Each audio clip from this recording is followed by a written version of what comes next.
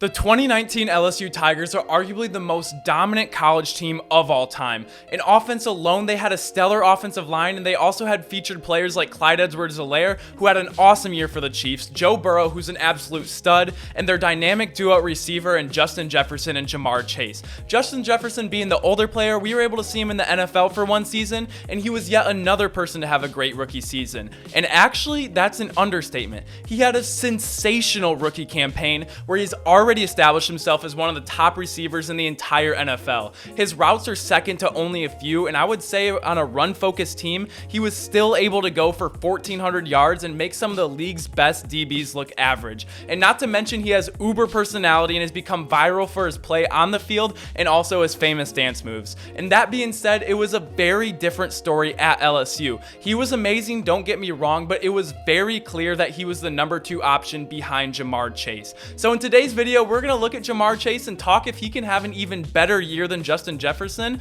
and who we think will end up having the better career in the NFL. And nothing but respect to both these guys. I think they're both going to be very, very good, but that's no fun, so let's get right into it. The first thing we need to talk about is the last time we saw Ja'Marr on the field, he was actually at LSU with Burrow and Jefferson because he decided to opt out of the 2020 season. And I know it's for COVID, but I want to argue that this was the best possible thing for him for a few reasons. First, he had already proven everything he needed to. He won the award for the best receiver in college football, won a national championship, and was 100% NFL ready if it weren't for eligibility. That being said, the LSU Tigers were going to be much less of a team this year. Ja'Marr knew that, and so yes, he had the option because of COVID, but instead he was able to train for an entire year to get ready for the league. And I saw a video of him training. He did not take this year off lightly. He was putting in work. And receivers have a shelf life. Even though the rules of the game have changed and receivers are more protected than ever, they're able to play longer. He has avoided a year's worth of hits and potential injuries.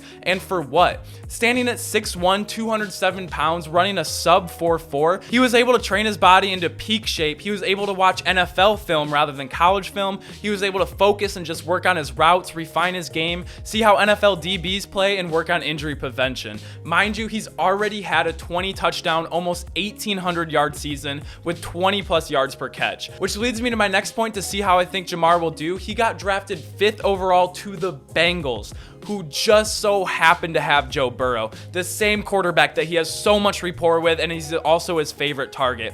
That is something we need to look to because talent is a lot, but also the situation could be even more important at times. So when directly comparing Justin and Ja'Marr, we need to look at Joe Burrow and Kirk Cousins and the offense they run.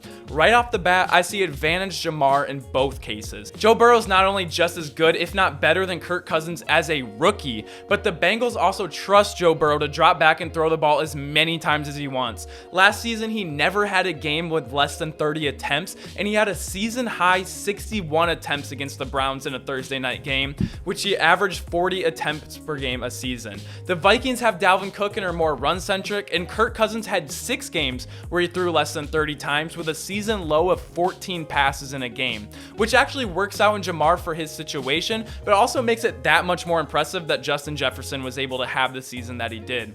Also, I think Joe Burrow is much more of a lock for the long-term future with the Bengals, whereas for the Vikings, I think they are very unsure about Kirk's future there. I like the comparison even more if Kellen Mond is back at quarterback.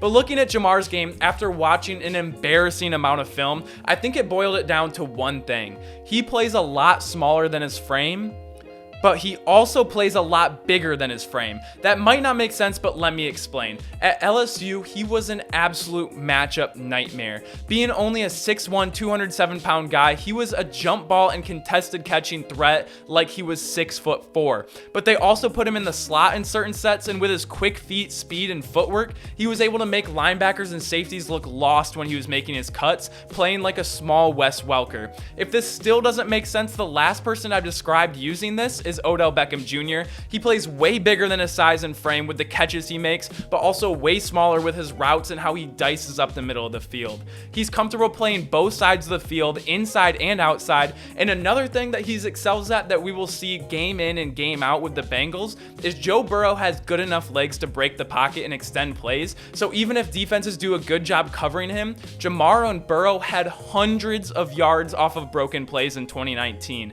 That is all chemistry and high high football IQ, and is an important trait that we talk about a lot with quarterbacks, but not about receivers nearly enough. So in the end, I think it is absolutely possible, and I actually do think that Ja'Marr Chase is set up to have a better rookie season than him. But I want to stress, if any of this came across as Justin Jefferson slander, that was absolutely not the intention of this video. I can't state enough how incredible of a season he had and what he's been able to accomplish being a 2-star recruit out of high school. This video has way more to do with the respect in my analysis on how electric I think Ja'Marr Chase and Joe Burrow are going to be. Tyler Boyd and T. Higgins almost had 1,000 yards receiving last year, so he will be joining a wide receiver room where he won't be the only person defenses can key in on, but I think he will take over as the #1 option and have a fantastic rookie year with the Bengals. And the scary thing is he's fully healthy, and we have no idea how much better he's gotten since the last time we've seen him.